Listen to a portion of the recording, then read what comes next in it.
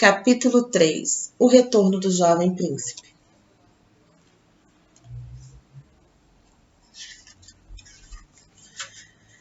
Depois de algum tempo, voltei ao assunto, imaginando que fora por timidez que o jovem não respondera às minhas perguntas. O que aconteceu com você? Você pode falar comigo? Se precisar de ajuda, eu gostaria de te ajudar. Mas ele continuou em silêncio. Você pode confiar em mim. Me diga seu nome e qual é o problema.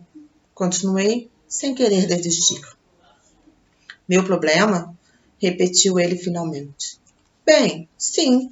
Tentei tornar as coisas mais fáceis com um sorriso, para que ele se sentisse mais à vontade. Se você estava deitado à beira da estrada, em um lugar deserto, é óbvio que está com um problema. Após algum tempo de reflexão, ele me surpreendeu com outra pergunta. O que exatamente é um problema? Sorri, pensando que ele falara ironicamente.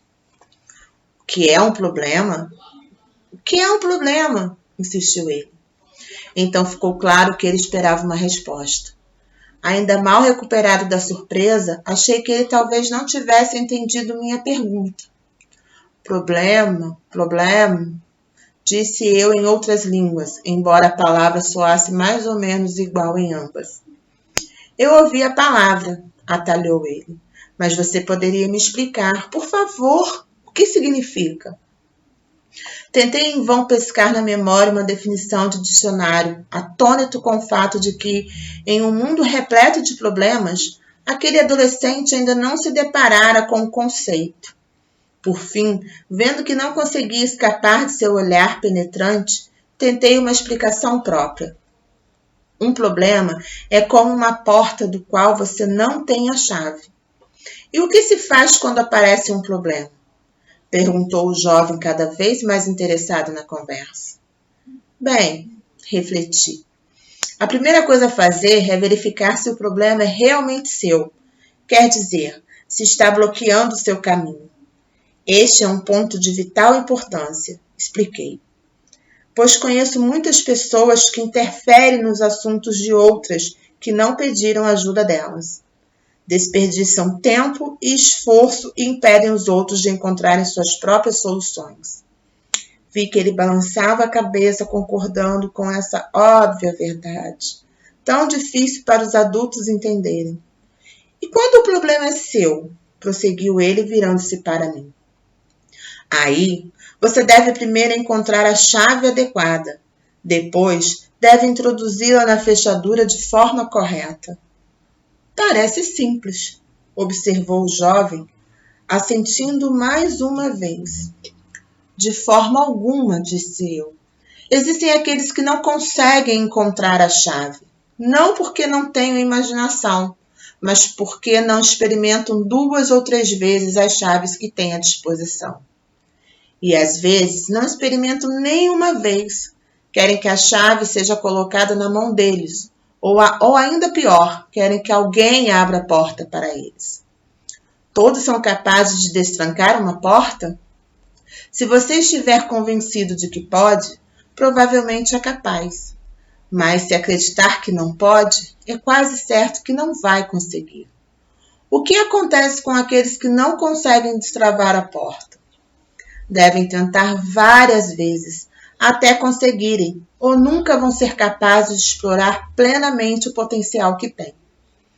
Então, como que pensando em voz alta, acrescentei: não adianta perder a calma, culpar a porta e ficar lutando contra ela, pois vamos acabar nos machucando. Nem devemos nos resignar a viver deste lado da porta, sonhando com o que pode haver do outro lado. Mas não há algum motivo válido para não abrirmos a porta? Insistiu o jovem, como se estivesse resistindo a alguma coisa. Pelo contrário, exclamei. As pessoas desenvolveram uma enorme capacidade para se justificar. Você pode justificar sua incapacidade pela falta de afeto, pela falta de estudo ou pelo sofrimento que suportou. Pode convencer a si mesmo de que não cruzar o umbral é a coisa certa a ser feita, pois pode haver perigos e ameaças à espreitas no outro lado. Ou pode declarar cinicamente que não está interessado no que poderá encontrar. Isso tudo não passa de maneiras de esconder a dor causada pelo fracasso. Enquanto você demora a enfrentar o obstáculo em seu caminho, a dificuldade se torna maior e você menor. Em outras palavras, quanto mais tempo carrega um problema, mais pesado ele se torna. Senti que a resistência do jovem estava afrouxando, mas o olhar de tristeza e resignação em seu rosto me fez continuar. Tudo isso leva à infelicidade. O caminho para o crescimento espiritual exige coragem para crescer e mudar. Devemos estar dispostos a deixar nossa posição confortável e enfrentar o problema quantas vezes seja necessário, até resolvê-lo de um modo que nos satisfaça. Então, poderemos transpor a porta e ir em frente. E como posso encontrar a chave correta? Perguntou ele, sem me dar tempo de saborear a bela analogia entre problema e porta, a qual evidentemente não tinha condição de apreciar. Neste ponto, tive que diminuir a marcha, preparando-me para ultrapassar um caminhão carregando gado. Olhando para o medidor de combustível, receei não ter gasolina suficiente para alcançar o próximo posto, muitos quilômetros à frente. Para diminuir o consumo de gasolina, forcei-me a reduzir a velocidade.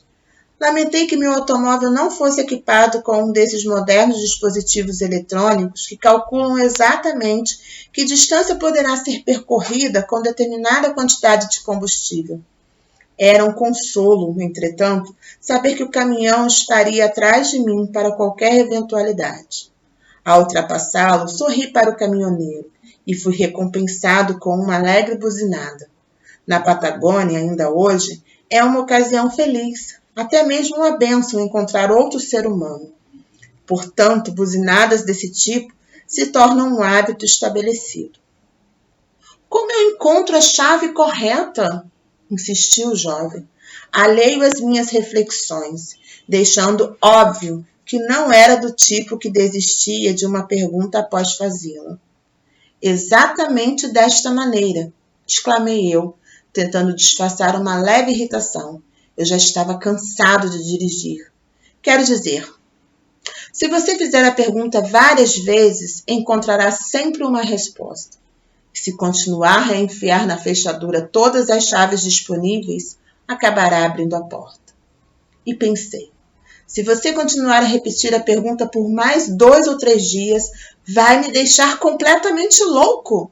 Mas uma vozinha dentro de mim traduziu isto como completamente são.